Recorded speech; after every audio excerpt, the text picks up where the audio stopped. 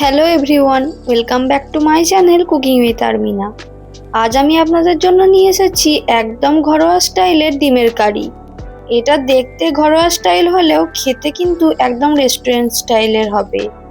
চলুন তাহলে দেরি না করে শুরু করে দিই আজকের রেসিপিটি। প্রথমে আমরা ডিমগুলো ভালো করে সেদ্ধ করে নেব। মোটামুটি 10 থেকে 15 মিনিট সেদ্ধ করে নিলেই হবে। তারপর সেদ্ধ হয়ে গেলে একটা পাত্রের মধ্যে ঠান্ডা জল দিয়ে তাতে ডিমগুলো তুলে নেব। এতে খোসা ছাড়ানো খুব সহজ হয়ে যায়।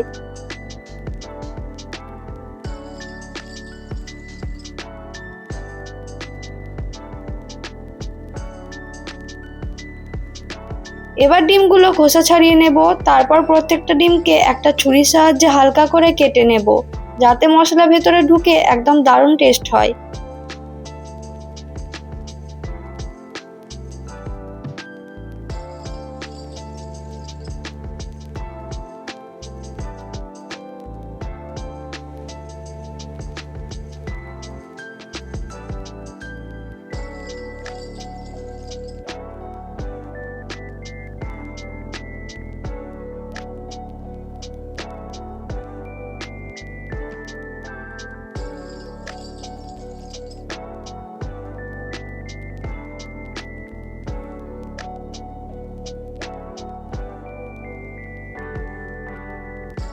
এবার ডিমের মধ্যে দিয়ে দিলাম স্বাদ মতো লবণ, জিরের গুঁড়ো, ধনের গুঁড়ো, কাশ্মীরি লঙ্কার গুঁড়ো আর হলুদের গুঁড়ো।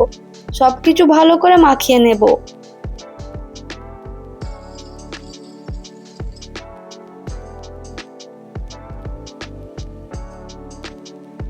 এবার কড়াইতে পরিমাণ মতো সরষের তেল গরম করে মিডিয়াম ফ্লেমে ডিমগুলো ভেজে নিতে হবে।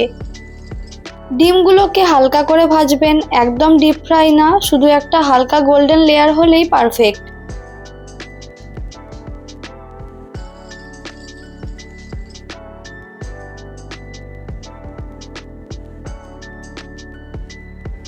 ভেজে নেওয়ার পর ডিমগুলো তুলে একটা পাত্রের মধ্যে রেখে দিচ্ছি।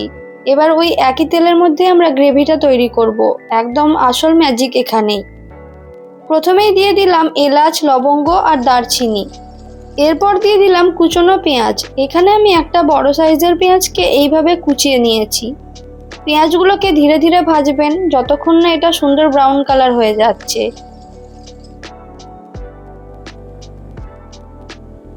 দেখুন পেঁয়াজটা হালকা গোল্ডেন ব্রাউন করে ভাজা হয়ে গেছে। এবার দিয়ে দিলাম আদা রসুন বাটা।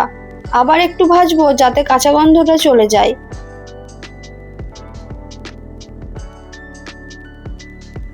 এবার দিয়ে দিলাম টমেটো কুচি আর স্বাদ মতো লবণ। টমেটোগুলো ভালো করে ভাজবেন যতক্ষণ না এটা সফট হয়ে যাচ্ছে আর মশলার সাথে মিক্স হয়ে যাচ্ছে। এবার দিয়ে দেব সমস্ত শুকনো মশলাগুলো। দিলাম 1 চা চামচ জিরের গুঁড়ো, ধনের গুঁড়ো, কাশ্মীরি লঙ্কার গুঁড়ো, লাল লঙ্কার গুঁড়ো আর হলুদের গুঁড়ো।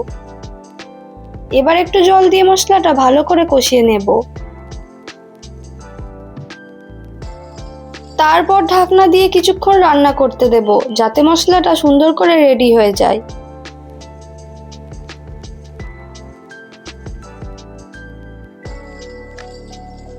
ঢাকনাটা খুলে দেখুন মশলা থেকে তেল ছেড়ে দিয়েছে। এটা হলো পারফেক্ট কষা মশলার সাইন। এবার 100 গ্রাম টক দই ভালো করে ফেটিয়ে নিয়ে দিয়ে দিচ্ছি। এখানে একটা ইম্পর্টেন্ট টিপস দিয়ে রাখি, গ্যাসের ফ্লেমটাকে একেবারে লো করে দেবেন, না হলে কিন্তু দইটা কেটে যেতে পারে। দইটা দিয়ে আবারও ভালো করে কষিয়ে নেব যতক্ষণ না আবার তেল ছেড়ে দিচ্ছে।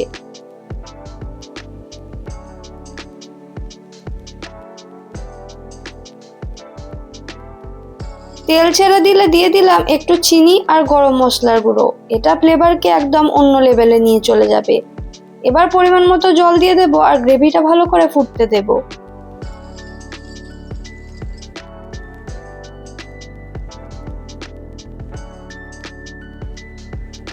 যখন ভালো করে ফুটতে শুরু করবে তখন আগে থেকে ভেজে রাখা ডিমগুলো দিয়ে দেব।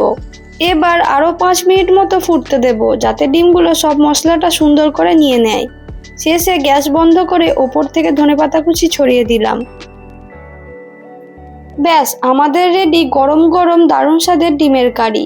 এটা গরম ভাতের সাথে খেয়ে দেখবেন একদম হোটেলের মতো টেস্ট পাবেন।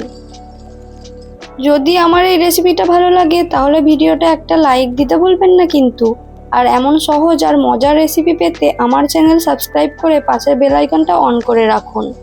আবার নতুন একটা রেসিপি নিয়ে খুব তাড়াতাড়ি ফিরে আসবো। ততক্ষণে ভালো থাকুন, সুস্থ থাকুন আর নিজেদের হাতে রান্না করে সবাইকে খুশি রাখুন।